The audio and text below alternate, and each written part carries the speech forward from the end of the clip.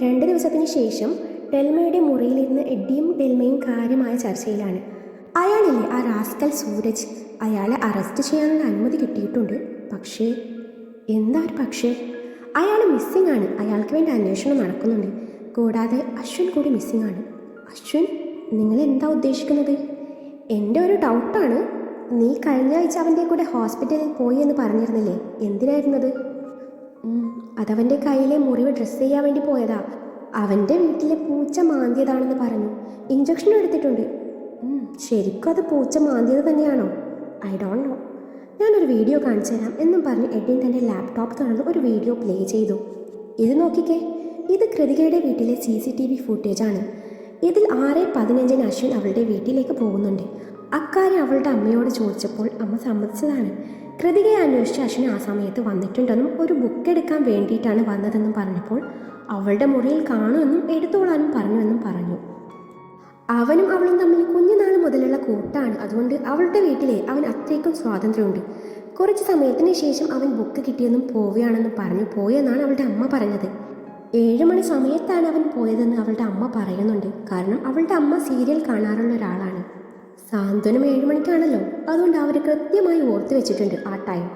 ആ സീരിയൽ തുടങ്ങുന്ന സമയത്ത് അവൻ പോണു എന്ന് പറഞ്ഞു പോയെന്നാണ് അവളുടെ അമ്മ പറയുന്നത്. പക്ഷേ ആ സമയത്ത് അവൻ പോയിട്ടില്ല. നിങ്ങൾ എന്താ പറയുന്നത്? എനിക്കൊന്നും മനസ്സിലാവുന്നില്ല. CCTV ഫുട്ടേജ് നോക്കിയാൽ മനസ്സിലാവല്ലോ അവൻ പോയോ പോയില്ലയോ എന്ന്.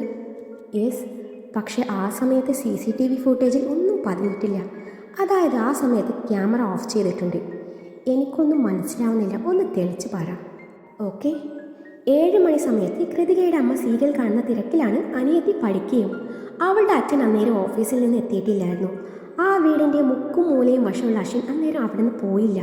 പകരം അവൻ സേഫായി നിൽക്കാൻ പറ്റിയ ഏതോ ഒരു മുറിയിൽ ഒളിച്ചിരുന്നു.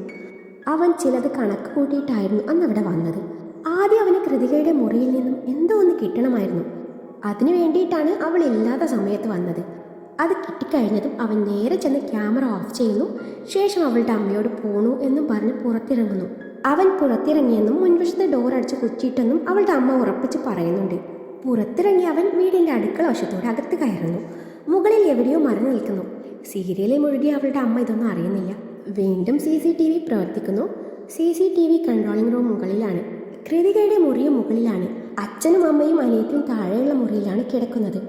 7:30 ശേഷം കൃതികയും അച്ഛനൊക്കെ വരുന്നത് അത് നമുക്ക് വീഡിയോയിൽ കാണാനും പറ്റും. എല്ലാവരും ഉറങ്ങി എന്ന് ഉറപ്പുവരുത്തിയ ശേഷം മറഞ്ഞു നിന്ന് അശ്വിൻ പുറത്തു വരുന്നു. വീണ്ടും ക്യാമറ ഓഫ് ചെയ്യുന്നു.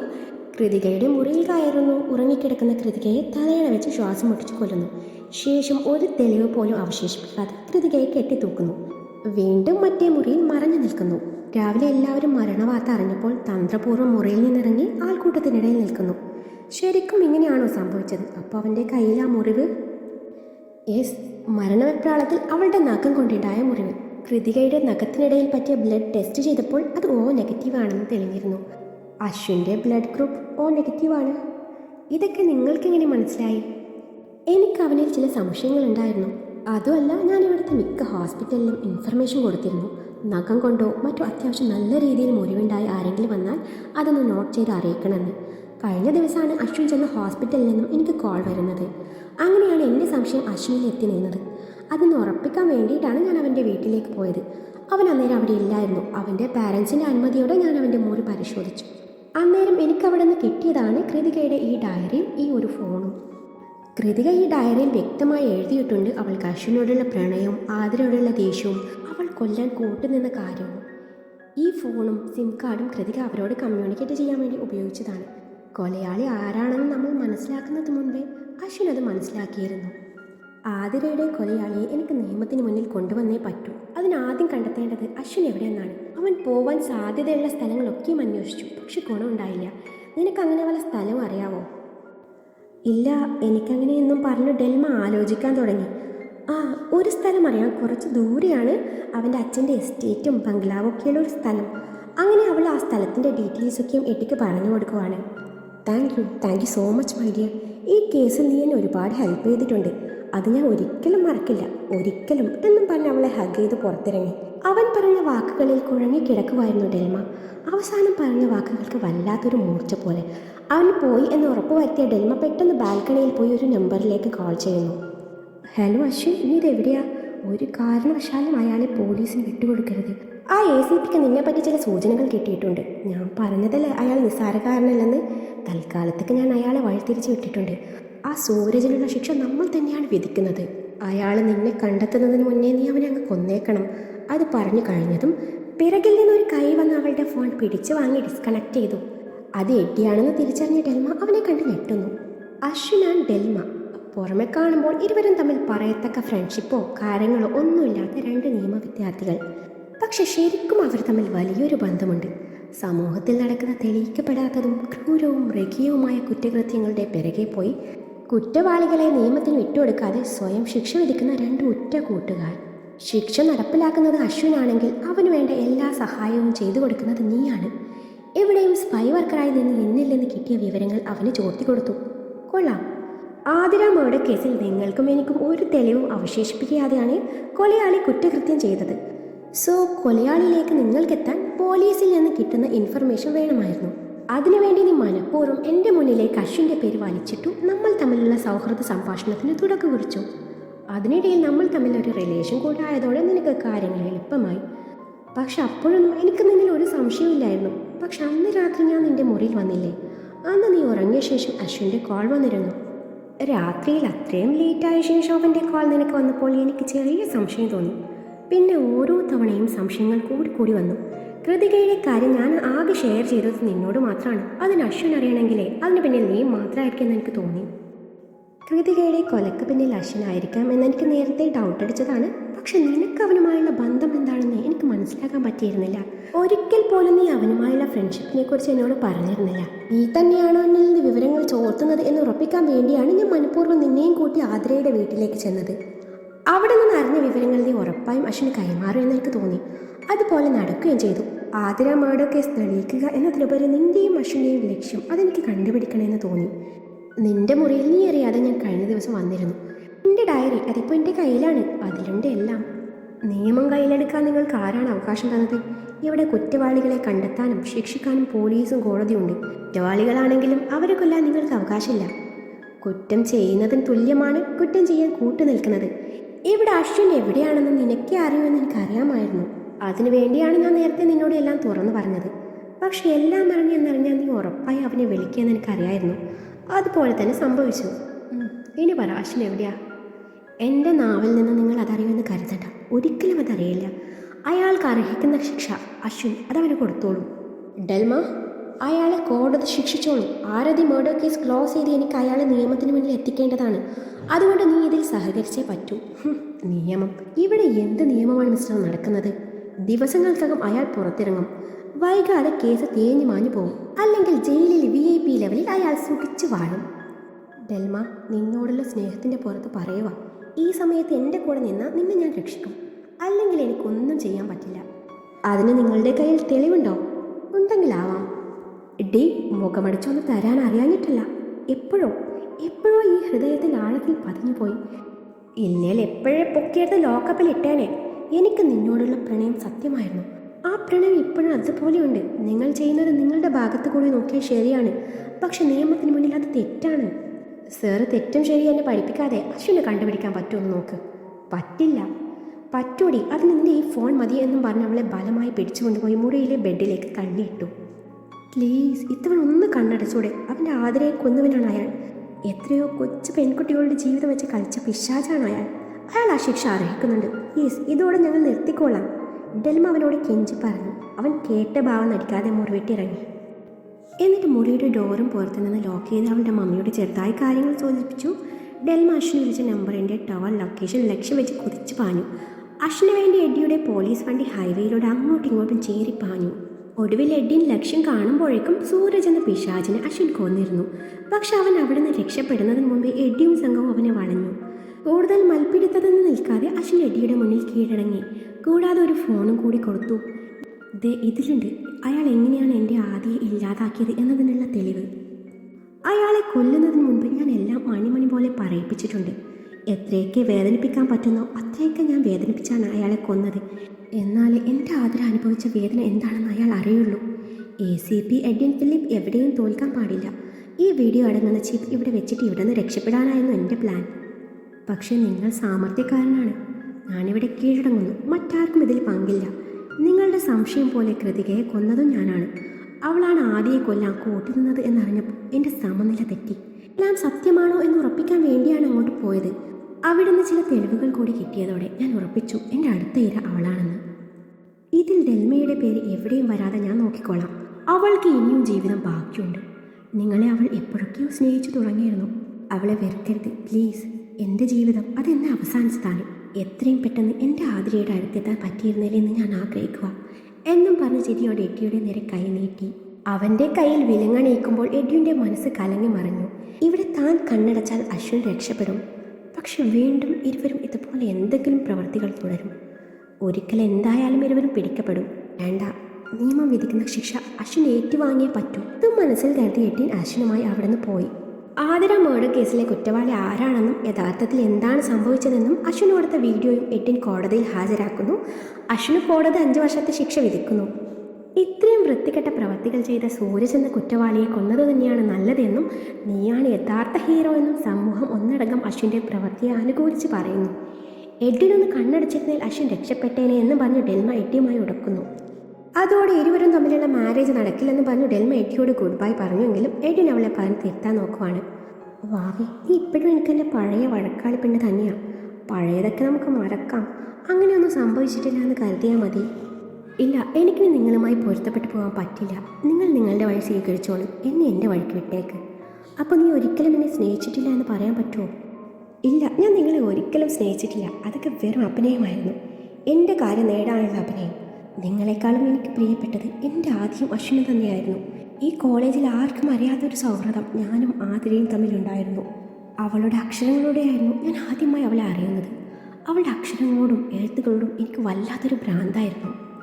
അശ്വിനായിരുന്നു എനിക്ക് അവളുടെ എഴുത്തുകൾ പരിചയപ്പെടുത്തുന്നത്. അവളുടെ എഴുത്തുകൾ പോലെ അവളും എനിക്ക് പ്രിയപ്പെട്ടതായി. അതിലൂടെ കോളേജിൽ ആരും അറിയാത്തൊരു ബന്ധം ഞാനും ആദ്യവും അശ്വിനും തമ്മിൽ ഉടലെടുത്തു. ഇടയ്ക്കിടെ ഞങ്ങൾ 3 പേരും ഒന്നിച്ചു കൂടുന്ന സ്ഥലമുണ്ടായിരുന്നു. അന്നേരം ഞങ്ങൾ എല്ലാം മറന്ന് മറ്റൊരു ലോകത്തായിരിക്കും. ഞാൻ അന്നേരം അവളുടെ എഴുത്തുകൾ ഇരുന്ന് വായിക്കും. അവരിരുവരും ഇരുന്ന് പ്രണയിക്കും. അശ്വിൻ അന്ന് നിങ്ങളോട് കള്ളം പറഞ്ഞതാ. അവൾക്ക് അശ്വിൻ ഒരുപാട് ഇഷ്ടമായിരുന്നു. കാരണം അവളുടെ സ്വപ്നങ്ങളുടെ കൂടെ പറക്കാൻ അവനും ഒരുക്കമായിരുന്നു. അശ്വിന് ആരതി പ്രണയിനിയായിരുന്നെങ്കിൽ എനിക്കവൾ കൂട്ടുകാരിയും കൂടെപ്പിറപ്പുമായിരുന്നു. അശ്വിൻ എനിക്ക് സ്വന്തം സഹോദരനും. ഞങ്ങൾ 3 പേരും തമ്മിൽ ആരും അറിയാത്തൊരു ബോണ്ടുണ്ടായിരുന്നു. ആരതി എനിക്ക് നഷ്ടമായി. ഇപ്പോൾ അശ്വിനെയും. അതിന് കാരണം നിങ്ങളാണ്, നിങ്ങൾ മാത്രം. അന്നേരം അവളുടെ മുഖത്ത് വല്ലാത്തൊരു ഭാവമായിരുന്നു. ഞാൻ നിന്റെ ഒന്നും നഷ്ടപ്പെടുത്തിയിട്ടില്ല. ആ ശിക്ഷ അവൻ അർഹിക്കുന്നുണ്ട്. അത് നീ മനസ്സിലാക്ക്. എനിക്കൊന്നും കേൾക്കണ്ട. ഞാൻ പപ്പിയോട് പറയാൻ പോവുകയാണ് എനിക്ക് ഈ കല്യാണം വേണ്ടെന്ന്. ഡെൽമ, നീ എന്ത് ഭ്രാന്താണ് ഈ പറയുന്നത്? മറ്റന്നാൾ വിവാഹ നിശ്ചയം നടക്കാൻ പോവുകയാണ്. അതിനിടയിൽ കല്യാണം വേണ്ട എന്ന് പറഞ്ഞാൽ ഇരുവീട്ടുകാർ എത്ര വിഷമിക്കും. അതെന്താ നീ ഓർക്കാത്തത്? അതൊന്നും എനിക്കറിയണ്ട. എനിക്കെന്നും എൻ്റേതായ ശരികളുണ്ടായിരിക്കും. ഞാൻ പറഞ്ഞോളാം ഞാൻ ഇത്രയും നാൾ അഭിനയിച്ചതാണെന്ന്. നീ പറഞ്ഞില്ലേ എല്ലാം അഭിനയമായിരുന്നു എന്ന്. ആ അഭിനയം കുറച്ചു കാലത്തേക്ക് തുടർന്നേ പറ്റൂ. നമ്മൾ തമ്മിലുള്ള മാരേജ് നിശ്ചയിച്ച ദിവസം തന്നെ നടക്കുന്നു. മറ്റുള്ളവരെ ബോധിപ്പിക്കാൻ മാത്രമുള്ള ഒരു കല്യാണം. നമ്മൾ തമ്മിൽ പേരിന് മാത്രം ഭാര്യ ഭർത്താക്കന്മാരായിരിക്കും. ഒരു ഭർത്താവിൻ്റെ ഒരു അവകാശവും അധികാരവും ഞാൻ ചോദിച്ചു വരില്ല. അത് കഴിഞ്ഞ് നീ ആവശ്യപ്പെടുമ്പോൾ ഞാൻ നിനക്ക് ഡിവോഴ്സ് തന്നോളാം. ഒരു നിമിഷം അവളൊന്ന് ആലോചിച്ചു. നിങ്ങളെ ഞാനെങ്ങനെ വിശ്വസിക്കും? എനിക്ക് വാക്കൊന്നേ ഉള്ളൂ. നിനക്കെന്നെ പൂർണ്ണമായി വിശ്വസിക്കാം. അതും പറഞ്ഞ് എഡ്വിൻ അവിടെ നിന്ന് പോവുകയാണ്. അവിടെ നിന്ന് 3 മാസത്തിന് ശേഷം എഡ്വിനും ഡെൽമയും തമ്മിലുള്ള മാരേജ് നടക്കുവാണ്. മാരേജ് പ്രമാണിച്ച ഡെൽമയുടെ പപ്പയും ഏഞ്ചലിൻ്റെ ഭർത്താവും കൂടി നാട്ടിലെത്തിയിട്ടുണ്ട്. അതിനിടയിൽ ഏഞ്ചലിൻ്റെ ഡെലിവറി കൂടി കഴിഞ്ഞു. പെൺകുഞ്ഞാണ്. അങ്ങനെ വെഡ്ഡിങ് റിസപ്ഷനൊക്കെയും കഴിഞ്ഞു. ചെറുക്കൻ്റെ കൂടെ പെണ്ണ് ഇറങ്ങുന്ന സമയമാണ്. പൊന്നൂസും അന്നയും കൂടി ചേച്ചി പെണ്ണിനെ കെട്ടിപ്പിടിച്ച് കരഞ്ഞ് ആകെ സീനാക്കി. അത് കണ്ടപ്പോൾ ബാക്കിയുള്ളവരുടെ കണ്ണുകൂടി നിറഞ്ഞു. ചേട്ടാ, ഞങ്ങളുടെ ചേച്ചി പാവാണ്, പണിയൊന്നും കൊടുക്കല്ലേ. പൊന്നൂസ് കണ്ണു നിറച്ച് പറഞ്ഞപ്പോൾ എട്ടി പറഞ്ഞു, നല്ല ഒന്നാന്തരം പണി കൊടുക്കാനിരുന്നതാ. പക്ഷെ പൊന്നൂസ് പറഞ്ഞതുകൊണ്ടേ വേണ്ടെന്ന് വെക്കാം, പോരെ. ഡെൽമയുടെ പപ്പ അവളെ കൈപിടിച്ച് എട്ടിയുടെ കയ്യിൽ ചേർത്ത് വെച്ച് പറഞ്ഞു, ജീവിതകാലം മുഴുവൻ ഒരു കുറവും അറിയിക്കാതെ നോക്കിക്കോണം. എന്ത് കുസൃതി കാട്ടിയാലും എന്നോട് പറഞ്ഞാൽ മതി, ഞാൻ പറഞ്ഞ് തിരുത്തിക്കോളാം. ഞാൻ പറഞ്ഞാലേ അവൾ അനുസരിക്കത്തുള്ളൂ. അന്നേരം എഡ്ഡി ഡെൽമയൊന്ന് നോക്കി. ആ നോട്ടത്തിനർത്ഥം ഇരുവർക്കും മാത്രമേ അറിയായിരുന്നുള്ളൂ. ഇന്നാണ് നമ്മുടെ എഡ്ഡിയുടെയും ഡെൽമയുടെയും ആദ്യ രാത്രി. നല്ലൊരു വൈറ്റ് നൈറ്റ് ടൈപ്പ് സാരിയാണ് അവളുടെ വേഷം. എല്ലാവരും നിർബന്ധിച്ച് ഉടുപ്പിച്ച് വിട്ടതാണ്. കയ്യിലൊരു പാൽ ഗ്ലാസുമായി ഡെൽമ ബെഡ്റൂമിൻ്റെ ഡോർ പതിയെ തുറന്നു. മുറിയിലെ ലൈവ് ഫ്ലവേഴ്സ് കൊണ്ടുള്ള ഡെക്കറേഷൻ കണ്ടതും അവളുടെ മുഖത്തൊരു പുച്ഛച്ചിരി വിരിഞ്ഞു. ബെഡിലെ പൂക്കളെല്ലാം തട്ടിക്കളഞ്ഞ ശേഷം അവൾ വാർഡ്രോബ് തുറക്കാൻ നോക്കി. പക്ഷെ എല്ലാം ലോക്ക്ഡായിരുന്നു. ദേഷ്യത്തോടെ അവൾ ബെഡിൻ്റെ നടുവിൽ കയറി കിടന്നു ലൈറ്റ് ഓഫ് ചെയ്തു. കുറച്ചു നേരത്തിന് ശേഷം ലൈറ്റ് ഓൺ ചെയ്ത് മുറിയിലേക്ക് കയറി വന്ന എഡ്ഡിയുടെ സാമീപ്യം അറിഞ്ഞിട്ടും അവൾ കണ്ട ഭാവം നടിക്കാതെ കണ്ണടച്ച് കിടന്നു. കാലിനടിയിൽ ഇക്കിളി കൂട്ടുന്നത് ഫീൽ ചെയ്തിട്ടാണ് ഡെൽമ കണ്ണു തുറന്ന് ചരിഞ്ഞു നോക്കിയത്. അന്നേരാണ് നിലത്ത് മുട്ടുകുത്തിയിരുന്ന് തൻ്റെ കാലിൽ ഇക്കിളി കൂട്ടുന്ന എഡ്ഡി അവൾ കാണുന്നത്. അവൾ നോക്കുന്നു എന്ന് കണ്ടതും അവൻ അവളുടെ കാലിൽ മെല്ലെ ഒന്ന് ചുംബിച്ച് എഴുന്നേറ്റു. താൻ എന്തായി കാണിക്കുന്നത്? മനുഷ്യന് ഉറങ്ങാൻ നേരത്താണ് തൻ്റെ കോപ്രായം. Hey baby, it's not a കോപ്രായം, ഇറ്റ്സ് കോൾഡ് ഇക്കിളി. Okay leave it. By the by, ഇന്ന് നമ്മുടെ ഫസ്റ്റ് നൈറ്റ് അല്ലേ? അതിൻ്റെ ചടങ്ങൊന്നും കഴിയാതെ എങ്ങനെ ഉറങ്ങിയാൽ എങ്ങനെയാ? അത് മോശമല്ലേ? ചടങ്ങ് പോലെ നടക്കട്ടല്ലേ? താനെന്താ ആളെ കളിയാക്കുവാണോ? വിവാഹത്തിന് മുൻപേ നമ്മൾ തമ്മിൽ ഒരു എഗ്രിമെൻ്റ് ഉണ്ടായിരുന്നു. നിങ്ങളത് മറന്നാലും ഞാനത് മറന്നിട്ടില്ല. ഞാൻ മറന്നിട്ടില്ലായിരുന്നു. പക്ഷെ നിന്റെ പപ്പ എൻ്റെ കൈ പിടിച്ച് പറഞ്ഞ ആ വാക്കുകൾ അതെൻ്റെ നെഞ്ചിലങ്ങ് പതിഞ്ഞു പോയി.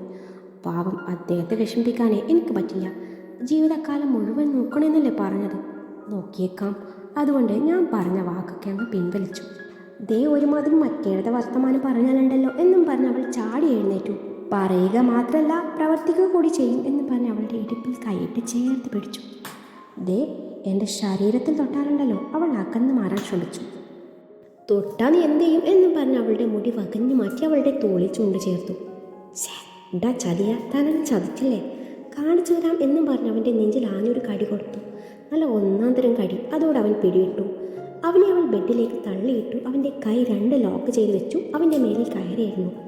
ദേ കൂടുതൽ വെളച്ചിലെടുത്താലുണ്ടല്ലോ എടുത്തങ്ങ് അലക്കി കളയും ഞാൻ കരാട്ടെ ബ്ലാക്ക് ബെൽറ്റാണ്. തടി കേടാവണമെങ്കിലേ മോന് പറഞ്ഞ വാക്കങ്ങ് പാലിക്കാൻ നോക്ക്. മോളെ ഡെൽമ കൊച്ചേ, നിന്റെ എഴുത്തത്രക്കൊന്ന് പന്തിയല്ലോടിയേ. ഒന്നെങ്കിൽ ഇച്ചിരി മുകളിലോട്ട് നീങ്ങിയിരി, അല്ലെങ്കിൽ ഇച്ചിരി താഴോട്ട്. ഇപ്പോഴത്തെ ആവേശത്തിലെ നിനക്കെൻ്റെ തടി കേടാക്കാൻ തോന്നും. ഭാവിയിൽ നീ അതോർത്ത് ദുഃഖിക്കേണ്ടി വരരുത്. അതുകൊണ്ട് നോക്കിയും കണ്ടുവരുന്ന നിനക്ക് കൊള്ളാം എന്നും പറഞ്ഞ് അവളെയും കൊണ്ട് ഒരു മറിച്ചിലായിരുന്നു. ഇപ്പം അവളുടെ മേലെയാണ് അവനുള്ളത്. അവളുടെ കൈ 2 ലോക്ക് ചെയ്ത് വെച്ചു. അവളുടെ മുഖം മുഴുവനും കണ്ണോടിച്ചു. നീ കരാട്ടയാണെങ്കിലേ ഞാൻ ബോക്സിങ്ങിൽ ഗോൾഡ് മെഡലിസ്റ്റാണ്. ഈ സുന്ദരമായ മോന്തക്കിട്ട് ഒരു പഞ്ചങ്ങൾ തന്നാലുണ്ടല്ലോ നിന്റെ മോന്ത ഒരു വടക്ക് നോക്കി എന്താവും. അതുകൊണ്ട് മോൾ ഇച്ചായം പറയുന്നതനുസരിച്ച് ജീവിച്ചാലേ മോളുടെ ആഗ്രഹം പോലെ ഒരു IAS ഓഫീസറൊക്കെ ആയി അതിനുശേഷം നമുക്കൊരു സുന്ദരമായ ജീവിതം തുടങ്ങാം. അതുവരെ ഇതുപോലെ ഉമ്മയും കെട്ടിപ്പിടിച്ച് ഉറങ്ങലൊക്കെ ഇച്ചായൻ അങ്ങോട്ട് അഡ്ജസ്റ്റ് ചെയ്തോളാം. അല്ല, ഇടയാനാണ് ഭവതിയുടെ ഉദ്ദേശമുണ്ടല്ലേ? ഇന്നത്തേക്ക് 10ാം മാസം നീ ഒരു കൊച്ചിൻ്റെ തള്ളയായിരിക്കും. എന്നെ വാശി കയറ്റല്ലേ. ഞാൻ പറഞ്ഞാലേ പറഞ്ഞതുപോലെ ചെയ്യുന്ന ആളാണ്. അതുകൊണ്ട് നല്ല കുട്ടിയായി മോൾ പോയി ആ പാലിങ്ങ എടുത്തോണ്ട് വാ എന്നും പറഞ്ഞ് അവളിൽ നിന്ന് അകന്നു മാറി. ഇതോടെ ഡെൽമ ചെറുതായൊന്ന് പേടിച്ചു. മനസ്സില്ലാ മനസ്സോടെ അവൾ ആ പാലെടുത്ത് അവനെ നേരെ നീട്ടി. അവളുടെ കയ്യിൽ പിടിച്ച് അടുത്തിരുത്തി. ഇച്ചായൻ്റെ കൊച്ച് ആദ്യം കുടിച്ചോ, എന്നിട്ട് ഇച്ചായൻ കുടിച്ചോളാം എന്നും പറഞ്ഞ് അവളുടെ വായിലെ പാൽ ഗ്ലാസ് വെച്ചു കൊടുത്തു. അവൾ ഇച്ചിരി കുടിച്ചെന്ന് വരുത്തിയ ശേഷം അവനും ഒത്തിരി കുടിച്ചു. ഈ കല്യാണം നടക്കാൻ വേണ്ടിയേ ഞാൻ അന്നേരം ഒരു നമ്പർ ഇറക്കിയതാ. ബിക്കോസ് ഐ ലവ് യു എന്നും പറഞ്ഞ് അവളുടെ കവളിൽ അമർത്തി മുത്തി. അവൾ നോക്കി പേടിപ്പിച്ചു. പാവത്തിനെ കൊണ്ട് അന്നേരം അതല്ലേ പറ്റൂ. അതെ, നമ്മൾ തമ്മിൽ ഇത്രയൊക്കെ ഡീപ്പ് റിലേഷൻ ഉണ്ടായ സ്ഥിതിക്ക് നമ്മൾ തമ്മിൽ ഒരുമിച്ച് ജീവിക്കുന്നത് തന്നെയല്ലേ നല്ലത്. എന്നെ വാവയെന്ന് ആലോചിച്ച് നോക്കിക്കേ. ഡീപ്പ് റിലേഷനോ? എന്ത് ഡീപ്പ് റിലേഷൻ? അങ്ങനെ ഒന്നും ഉണ്ടായിട്ടില്ല. നിനക്കത് പറയാം, എന്നാൽ എനിക്കങ്ങനെയല്ല. ഒരു ദിവസം ഒരു രാത്രി മുഴുവൻ ഒരു പെണ്ണിൻ്റെ കൂടെ കാട്ടിൽ കഴിഞ്ഞിട്ടേ ഇനി മറ്റൊരു പെണ്ണിൻ്റെ കൂടെ കഴിയുന്നതേ എനിക്ക് ചിന്തിക്കാൻ പോലും പറ്റില്ല. ഞാൻ തറവാട്ടിൽ പിറന്ന പയ്യനാ. ഹലോ, കാട്ടിൽ നമ്മളതിന് എന്ത് ചെയ്തുന്നാ? ആ മഴയത്തും മഴ കഴിഞ്ഞുള്ള സീൻസൊന്നും നിനക്ക് ഓർമ്മയില്ല? അതിനന്നേരം എന്ത് നടന്നുന്നാ? ആഫ്റ്റർ മഴ ഒന്നും ഓർമ്മയില്ല? ഇല്ലേ? ഇല്ലെന്നല്ലേ പറഞ്ഞത്? എന്നാൽ എനിക്ക് ഓർമ്മയുണ്ട്. പറയട്ടെ? വേണ്ട, വേണ്ടെന്നല്ലേ പറഞ്ഞത് എന്നും പറഞ്ഞ് നുരഞ്ഞു പൊന്തിയ ദേഷ്യം കടിച്ചമർത്തി ഒന്നും മിണ്ടാതെ അവൾ ബെഡിൻ്റെ ഒരറ്റത്ത് കിടന്നു. മറു സൈഡിൽ എഡ്ഡിയും. നോക്കിക്കോളൂ, ഞാൻ ആരാണെന്ന് നിങ്ങൾക്ക് വഴിയെ കാണിച്ചു തരാം. എന്നെ പറ്റിച്ച് എൻ്റെ കൂടെ ജീവിക്കാമെന്ന് കരുതിയെങ്കിലേ അത് വെറും വ്യാമോഹം മാത്രമാണ് എന്നും പറഞ്ഞ് അവനെ ഒന്ന് പുച്ഛിച്ചു നോക്കി. ഇതേ സമയം എഡ്ഡി വിചാരിക്കുവാണ്, എനിക്കറിയാടി മിൽമേ, നീ എന്താണ് ഇപ്പോൾ മനസ്സിൽ വിചാരിക്കുന്നത് എന്ന്. എനിക്കിട്ട് എങ്ങനെ പണിയെന്നല്ലേ ഞാൻ പണിയിപ്പിക്കാടി. ഞാൻ നല്ല ഒന്നാന്തരം പണി അറിയാവുന്നവനാ. അതും മനസ്സിൽ പറഞ്ഞ് അവളെ ഒന്ന് നോക്കി. ഇരുവരുടെയും കണ്ണുകൾ തമ്മിൽ കൊരുത്തു. അന്നേരം ഇരുവരും പുച്ഛം വാരി വിതറി മുഖം തിരിച്ചു കിടന്നു.